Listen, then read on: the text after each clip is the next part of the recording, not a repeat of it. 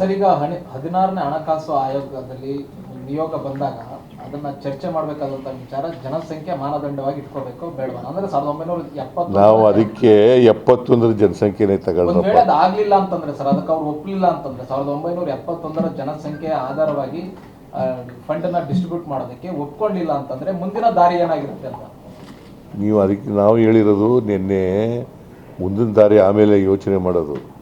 ಈಗ ನಿನ್ನೆ ಏನು ಹೇಳಿರೋದು 71 ತಗೊಳ್ರಪ್ಪ ಅಂತ ಒತ್ತಡ ಹಾಕಿ ಅಂತ. ಮುಂದೆ ನಾವು ಕೂಡ ಹೇಳಪ್ಪ, ಇಲ್ಲಿ ನಾವು ಕೂಡ 16ನೇ ಹಣಕಾಸಿನ ಆಯೋಗ ಕರ್ನಾಟಕಕ್ಕೆ ಬಂದಾಗ ಸ್ಟ್ರಾಂಗ್ಲಿ ವೆಹಿಮೆಂಟ್ಲಿ ನಾವು ಇದನ್ನು ಪ್ರೆಸೆಂಟ್ ಮಾಡ್ತೀವಿ. ಅಥವಾ ಜನಸಂಖ್ಯೆ ಮಾನದಂಡನೇ ಆಗಬಾರ್ದು ಅಂತ ಏನಾದರೂ ಆ ಥರದ್ದು ಏನಾದರೂ ನೀನು ಎಲ್ಲನೂ ಮುಂದಕ್ಕೆ ಪ್ರಶ್ನೆ ಕೇಳಿದ್ರೆ ಹೆಂಗೆ? ನಾನು ನಾಳೆ ಹಂಗೆಲ್ಲ ಮಾಡೋಕ್ಕಾಗಲ್ಲಪ್ಪ ತಮ್ಮ. ಇದು ಯಾರು ಹಿಂದೆ ಒಕ್ಕೂಟದ ವ್ಯವಸ್ಥೆಯಲ್ಲಿ ಇರ್ತಕ್ಕಂಥದ್ದು. ನಮ್ಗೆ ಅನ್ಯಾಯ ಆಗಿರೋದನ್ನು ಹೇಳ್ತೀವಿ ಅಷ್ಟೇ. ಉಮೇಶ್ ಕಾಮತ್ ಅರ್ಧ ಎಕರೆಯಲ್ಲಿ ವೀಳ್ಯದೆಲೆ ಕೃಷಿ ಮಾಡಿ 5 ಲಕ್ಷ ಗಳಿಸ್ತಿದ್ದಾರೆ. ನೀವು ಕೂಡ ಅವರಿಂದ ಕಲಿಬೇಕಾ? ಅವ್ರ ಜೊತೆ ವಿಡಿಯೋ ಕಾಲ್ನಲ್ಲಿ ಮಾತಾಡಬೇಕಾ? ಈಗಲೇ ಫ್ರೀಡಮ್ ಆ್ಯಪ್ ಡೌನ್ಲೋಡ್ ಮಾಡಿ. ಒಂದು ವೇಳೆ ಅನ್ಯಾಯ ಪ್ರತಿಭಟನೆ ಮಾಡ್ತೀವಿ.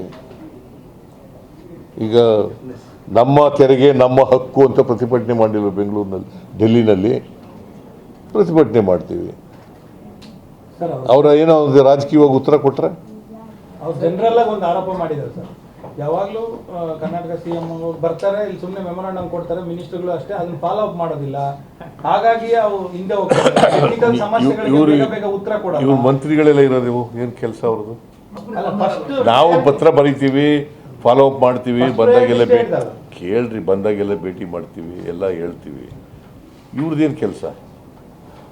ನೀವು ಅದಕ್ಕೆಪ್ಪ ನಮ್ಮ ಕೆಲಸನೂ ಮಾಡ್ತೀವಿ, ನೀವು ಮಾಡ್ರಿ ಅಂತ ಒತ್ತಾಯ ಮಾಡ್ರಿ ಅಂತ ಹೇಳಿರೋದು. ಸರಿ.